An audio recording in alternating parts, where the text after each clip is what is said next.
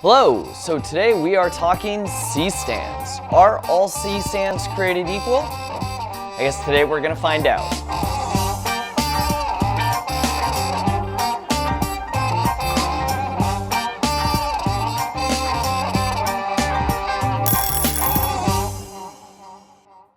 Quick disclaimer about this video. This is not a scientifically rigorous test. These are more observations about everything here. So going down the line, we have a Kupo C-stand, Impact C-stand, Matthews studio equipment, we have Avengers, we have, this is the Chinese knockoff version, and then we have a newer C-stand. So, I have used a lot of different C-stands in my day, and I have developed my own preferences. As you can see, there are a lot of similarities. Basically, there are two different types of C-stands. There are the ones that have the adjustable third leg, like we see on, I believe this one has it. So, it is completely attached and you can set this leg however you need to. And then you have stands that are turtle base. So a turtle base stand means that you can completely remove the stand from the base. So it comes in two separate pieces instead of one full piece. I personally drive a very small vehicle, so I prefer the turtle base ones over the third leg adjustable ones simply because it is easier to pack and transport to my location. So what is it that I'm looking for when I'm getting a C-stand?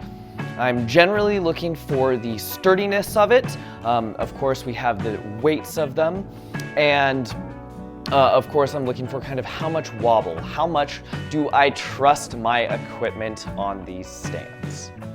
All of these C-stands have a variety of wear and tear on them, which actually the test of a good C-stand is seeing how well it does hold up over time. Some C-stands are going to have very simple mechanisms where it just goes up and down, where others might have cushions or springs. Let's take a look at each stand's weight. So generally speaking, whenever you get any new product, lighter is better than heavier. I mean, that's why MacBook Airs are so popular.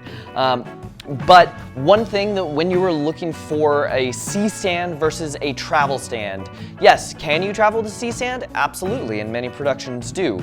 But these are not travel stands. If you want something that you're taking hiking or you're taking to a location and it being lightweight and portable is important to you, then you should get some other stand, not a C-stand. So when it comes to C-stands, a lot of it comes down to pure physics.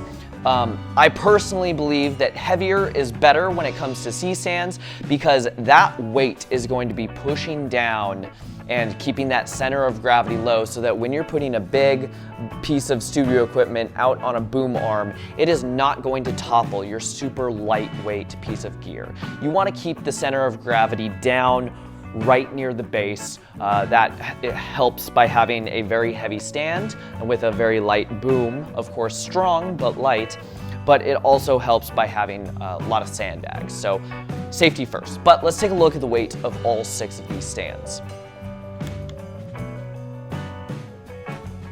The Kupo is 17.5 pounds. The Impact is 15.5 pounds. Matthews is 11.5 pounds. But I think this particular stand is also shorter than these other two, so that could be a difference for the weight factor. The Avengers weighs 16 pounds. And again, this is a very short, light stand, so some of that extra weight, it weighing almost as much as the stands that have a larger rise, mean that you are getting a sturdier stand. Less portable, but sturdier. Let's take a look at the Chinese version. This is 12.5 pounds, and the nearly identical newer version is nearly 15 pounds.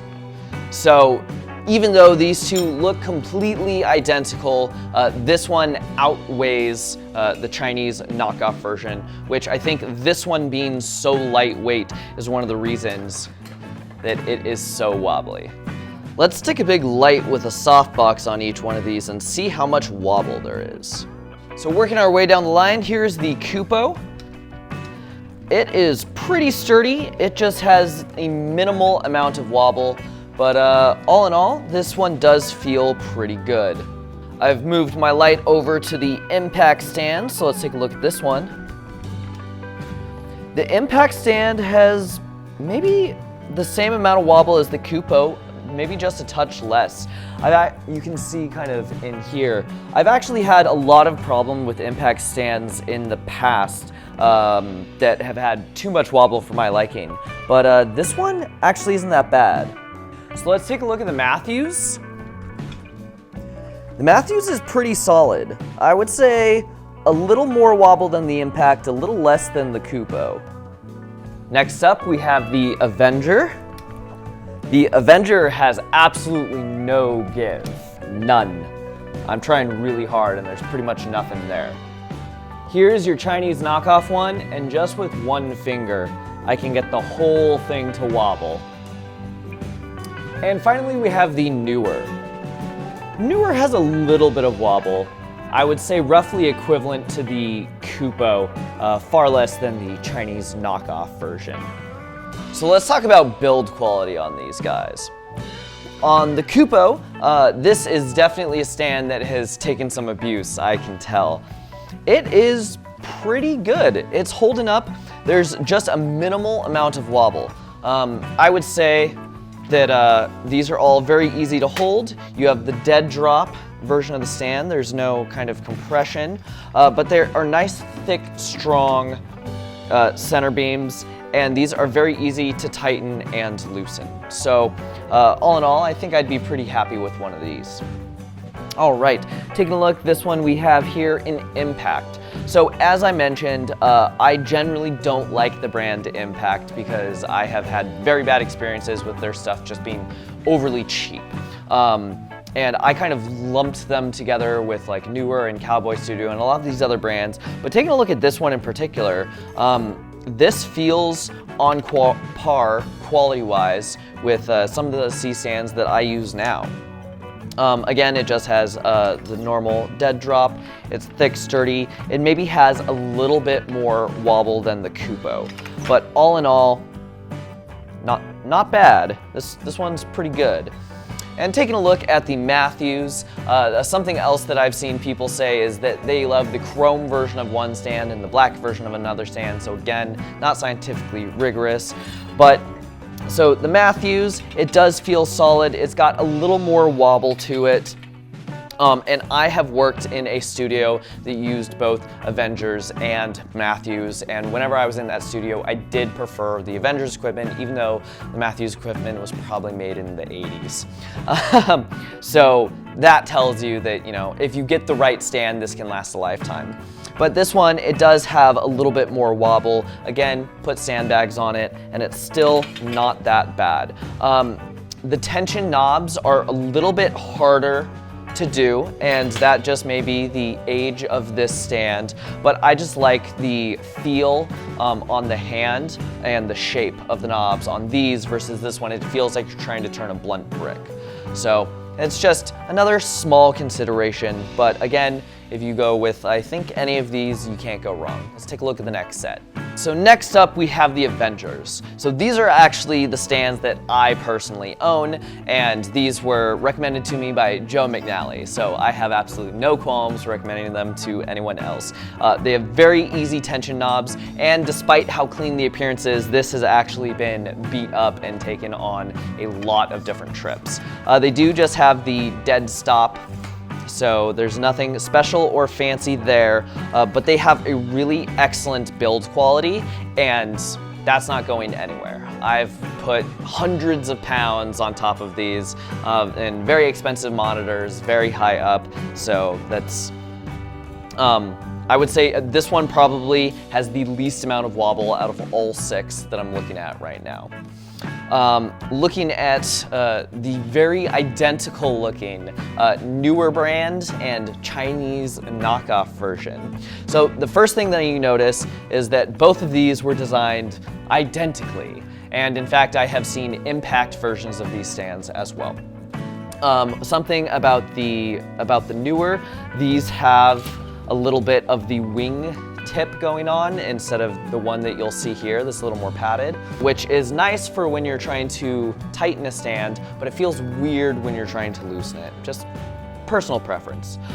These do have springs included, which the good thing about the springs is if you have something on the stand and it comes down, it's got a little bit of cushion to it rather than coming to a dead stop and potentially breaking whatever you have on the stand. The bad side is this comes loose in your car and, oh, these springs on the Chinese knockoff one are much weaker than the springs on the newer. Still going. But yeah, the potential downside to having springs is something comes loose in the car and now you could be, you know, punching out a window, or just something to consider. But all in all, the wobble between these two, the Chinese one is far inferior, and every single one of these stands has the same weight of sandbag on it. When I tighten, let's tighten these down and see if there's any rattle. Might be hard to hear, but the Chinese knockoff version actually does have a decent amount of rattle. So comparing build quality between these two, newer here is still the cheaper brand, but vastly superior to the Chinese knockoff version. But again, I think better than the newer brand are honestly any of the other four on that side.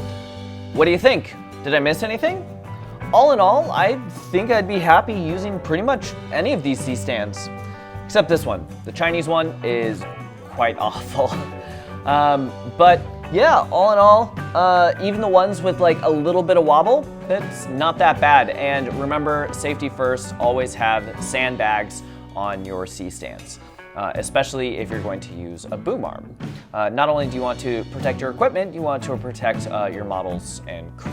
So I think that's a wrap.